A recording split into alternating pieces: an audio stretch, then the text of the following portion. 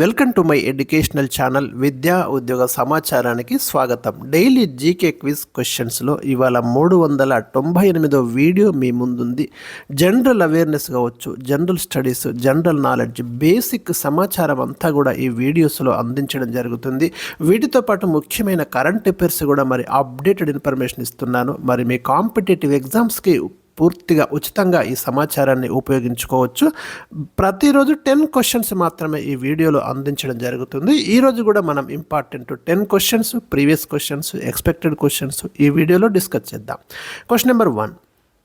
భారత్ 1998లో ఏ పేరుతో అణుపరీక్షలు నిర్వహించినారు భారతదేశంలో? ఆపరేషన్ శక్తి. గుర్తుంచుకోండి, భారతదేశము న్యూక్లియర్ టెస్ట్ అణు పరీక్షలు అంటాం. ఎందుకంటే ఆటమిక్ బాంబు తయారు చేయడం కోసం మొట్టమొదటిసారిగా 1974 మే 18న తొలి అణు పరీక్షలు రాజస్థాన్లోని థార్ ఎడారిలో పొఖ్రాన్లో కండక్ట్ చేసింది. ఆపరేషన్ బుద్ధుడు నవ్వాడు అనే కోడ్తో అప్పుడు 1974. తర్వాత రెండవసారి మనకు 1998లో ఆపరేషన్ శక్తి పేరుతోటి ఈ టెస్ట్ అయితే మరొకసారి కండక్ట్ చేయడం అనేది జరిగింది. ఈ 2 ఇయర్స్ కూడా గుర్తుంచుకోండి. 1974 మే 18, 1998లో మే 11, 13 తేదీలలో. 1974లో మీకు స్మైలింగ్ బుద్ధ అనే కోడ్ తోటి బుద్ధుడు నవ్వాడు కోడ్. ఆపరేషన్ శక్తి 1998. పార్లమెంటు ఉభయ సభల సంయుక్త సమావేశానికి సంబంధించిన రాజ్యాంగ నిబంధన ఏది? ఇది ఇండియన్ పాలిటీ నుంచి వరుసగా అడుగుతున్నటువంటి ప్రశ్న. మనకు భారత పార్లమెంట్లో 2 సభలు ఉంటాయి. ఒకటి లోక్సభ, 2 రాజ్యసభ.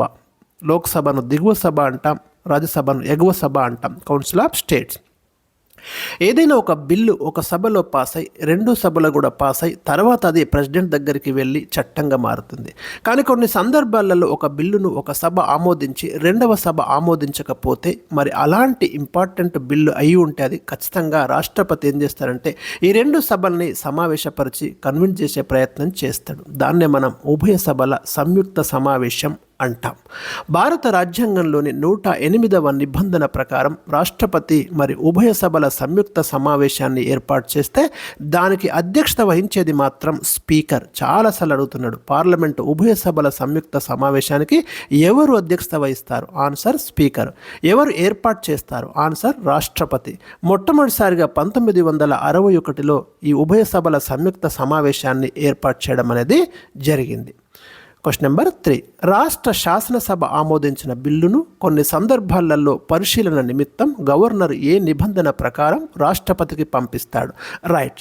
భారతదేశంలో ఆయా రాష్ట్రాలు మరి అసెంబ్లీ ఆమోదించినటువంటి బిల్లు నేరుగా గవర్నర్ దగ్గరికి వెళ్తుంది. గవర్నర్ ఆ బిల్లును ఆమోదించవచ్చు, లేదంటే దాన్ని రాష్ట్రపతి పరిశీలనకు పంపొచ్చు, ప్రెసిడెంట్ పరిశీలనకు. భారత రాజ్యాంగంలోని 201 నిబంధన ప్రకారం గవర్నర్ ఆ బిల్లును రాష్ట్రపతికి రికమెండ్ చేయడం అనేది జరుగుతుంది. Question number 4. పాకిస్తాన్తో సరిహద్దు పంచుకుంటున్న రాష్ట్రాలు, కేంద్రపాలిత ప్రాంతాలు ఏవి? భారతదేశము పాకిస్తాన్తో సరిహద్దును కలిగి ఉంది. గుజరాత్, రాజస్థాన్, పంజాబ్ ఈ 3 రాష్ట్రాలు సరిహద్దును కలిగి ఉన్నాయి.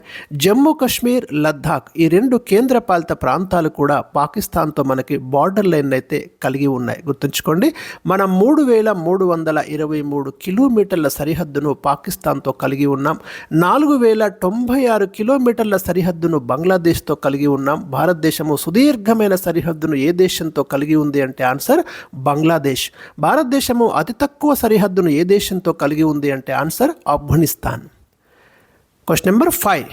సైన్స్ నుంచి pH స్కేల్ ఎవరు రూపొందించారు? ఇది జనరల్ సైన్స్లో మనకు కెమిస్ట్రీలో వస్తుందండి. యాసిడ్స్ అండ్ బేస్, ఆమ్లాలు, క్షారాలు అనే చాప్టర్లో మనము ఒక పదార్థము ఆమ్లమా క్షారమా అనేది నిర్ణయించేటప్పుడు ఈ pH స్కేల్ని అయితే వాడతాం. దీన్ని సోరెన్సన్ రూపొందించడం జరిగింది. ఒక ద్రావణంలో ఉండే హైడ్రోజన్ అయాన్ల యొక్క గాఢతను లెక్కించడానికి దీన్ని ఉపయోగిస్తారు. దీంట్లో 0 నుంచి 14 వరకు విలువలు ఉంటాయి.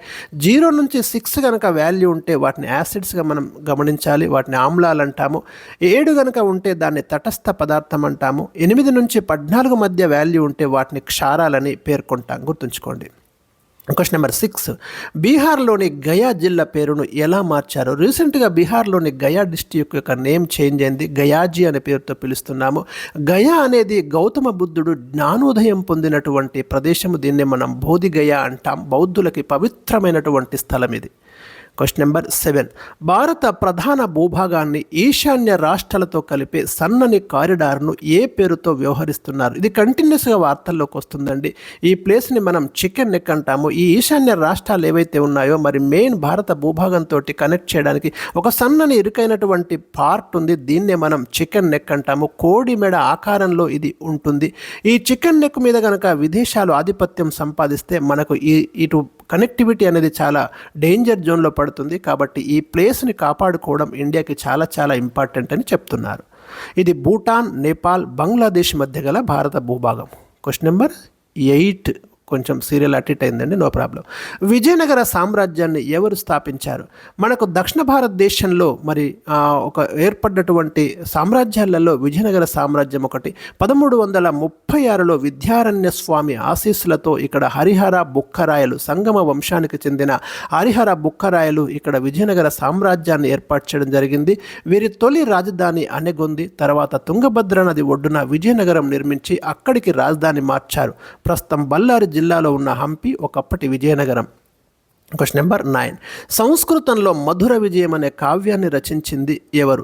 ఇది ఇంపార్టెంట్ బుక్ అండి. గంగాదేవి రచిస్తుంది. సంగమ వంశానికి చెందిన బుక్కరాయల కుమారుడైన కంపన యొక్క భార్య గంగాదేవి.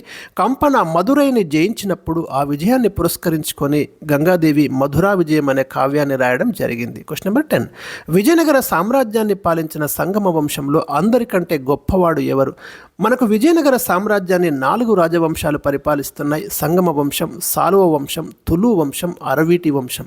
దాంట్లో మీకు సంగమ వంశంలో అందరికంటే గొప్పవాడు 2వ దేవరాయలు.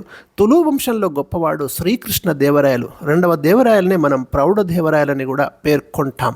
ఇవి నేను ఈరోజు ఇచ్చినటువంటి ముఖ్యమైన ప్రశ్నలు. నెక్స్ట్ వీడియోలో మరికొన్ని క్వశ్చన్స్ అయితే మీకు అందిస్తాను. Thank you for watching.